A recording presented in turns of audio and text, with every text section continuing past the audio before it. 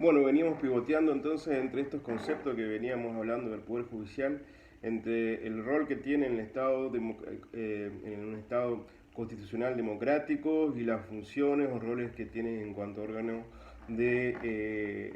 con la función jurisdiccional y la otra función que es la de control de constitucionalidad. Como es, habíamos hablado un poquito, digamos, de cómo juegan estos distintos roles, cómo es del origen histórico, digamos, del control de constitucionalidad en aquel famoso caso Marbury versus Madison en Estados Unidos y que después fue traspolado a nuestra constitución, digamos, a través del Federalista de Hamilton, que fue una de las fuentes que tomó Alberti, digamos, en sus bases y que después se proyectó, digamos, en nuestra Constitución Nacional, donde de alguna forma ahí nosotros receptamos esta doctrina y esta teoría, digamos, en el cual el Poder Judicial se autorrobó, digamos, esta función de controlar la constitucionalidad de los actos de los otros poderes. Y vimos cómo, de alguna manera, de a poco, si bien este rol fue usado en un principio de una manera un poco atenuada, después con el transcurso, digamos, del tiempo, digamos, fue acrecentándose cada vez más, digamos, este rol o esta función que se arrogó para sí misma, digamos, el Poder Judicial. Entonces, vimos y hablamos de cómo funciona en un principio, digamos, como una fuerza, digamos, contramayoritaria, y cómo de esta manera el Poder Judicial de alguna manera, aumentó o adquirió un poder en el plano político que antes no tenía, digamos, o que originariamente no tenía.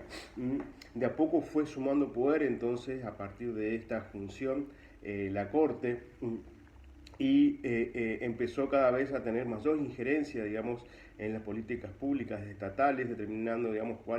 qué políticas podían ser válidas y qué políticas no. Y esto fue llevando a lo que se denominó, digamos, el activismo judicial, que es algo que se dio en Estados Unidos y se propagó después para todos lados. Este activismo judicial por medio del cual los jueces empiezan a poner límites a los otros poderes y van indicando inclusive el sentido, la orientación, digamos, que tienen que tener, digamos, la legislación que se va sancionando, que se van a seguir.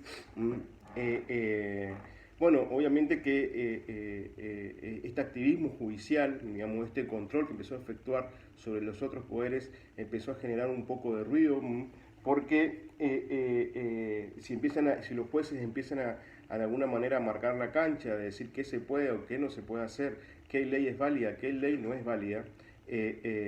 conforme a la Constitución. Entonces están ahí a un límite nomás, así nomás chiquito, digamos, de crear derecho, y de caer, digamos, en lo que se ha denominado el gobierno de los jueces. Y obviamente que esto pone en tensión, digamos, primero con el sistema de división de poderes, porque se acusa, digamos, se acusa al Poder Judicial, digamos, que a través de este activismo judicial se está intrometiendo, digamos, en las competencias, digamos, de los otros poderes, específicamente del poder legislativo. Y entonces, obviamente que en un Estado constitucional, digamos, y democrático, esto genera tensiones y de hecho, digamos, es por este motivo, digamos, y a lo que se le acusa también, digamos, de que los integrantes del Poder Judicial, como lo dijimos previamente en el anterior video, digamos, son elegidos, no son elegidos democráticamente o de manera directa, digamos, si bien se los elige a través de la representación, digamos, del poder legislativo, en el ejecutivo y a través del Consejo de la Magistratura, no siempre fue muy cuestionado, digamos, que no son, digamos, electos de manera directa por la población. Entonces, digamos, un poder que se lo acusa de no ser democrático, pero que puede entorpecer políticas democráticas. Y esto en el origen mismo ya fue una cuestión y fue realmente, como explicamos, uno de los motivos, los fundamentos por los cuales se le otorgó, digamos, o se reconoció al Poder Judicial esta facultad de ser, digamos, el máximo custodio, como es de la Constitución, en cuanto a que funcione como un poder contramayoritario y que proteja, digamos, los derechos de la mayoría frente a eventuales atropellos, abusos que puedan ejercerse desde una mayoría en la legislación, ¿no? O en la legislatura, o en el Congreso, en los otros órganos que son los órganos políticos que tienen una naturaleza por ahí más democrática. Bueno, y a modo de ejemplo, digamos, cómo de alguna manera fue avanzando el Poder Judicial en este activismo que venimos refiriendo, tal vez el caso más paradigmático es el caso Brown versus Ward Education del año 1953 en la Corte de Estados Unidos, que empezó a delinear, digamos, a delinear políticas de integración racial y a declarar que eran inconstitucionales o a poner una censura sobre aquellas leyes estaduales que avalaban el segregacionismo racial en Estados Unidos. De alguna manera existía, digamos, una doctrina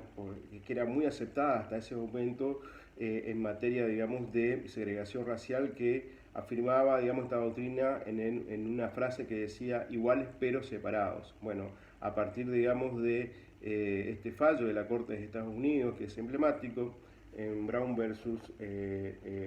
Ward Education, este activismo que se vio muy fuertemente reflejada en este fallo, que es del año 1953 o 1954, no recuerdo bien, abrió el camino a la integración racial, como había explicado recién, y abrió también el camino al reconocimiento de los derechos civiles de los afroamericanos. Este activismo, este fallo, está en el marco de lo que se denominó la Corte de Warren, que de alguna manera fue un impulsor muy importante, digamos, de esta modalidad de actuación, digamos, de la Corte. Existieron también otros casos que son emblemáticos en este sentido de este activismo judicial en la Corte Norteamericana, que son referentes para nosotros también, que son Aaron versus Cooper, en donde la Corte estableció que la última palabra, digamos, en interpretación de la Constitución siempre la tiene la Corte. O en otro fallo también que es muy emblemático y muy conocido, que es Roe versus Wade, ahí, digamos, con respecto al tema, digamos, el tema del aborto. Bueno, obviamente que esta doctrina y esta movida, digamos, llegó también a nuestro país y se puede ver reflejada muy claramente este activismo judicial, digamos, en fallos como el fallo Mendoza, que es el que de alguna manera, el fallo que hace referencia al riachuelo, a la limpieza del riachuelo. Después tenemos también muestras claras, digamos, de este activismo judicial en los fallos Badaro 1 y 2 en materia de ajuste previsional, y ni hablar, digamos, en el conocido caso Alavi, donde reconoce el ejercicio de las acciones colectivas, ¿no? Y si nos vamos un poco más en el tiempo, también podemos hacer referencia de esta modalidad de actividad judicial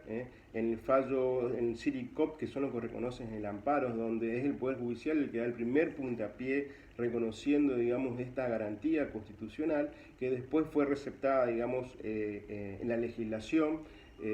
y en la reforma del 94 ya fue incorporada, digamos, al texto constitucional.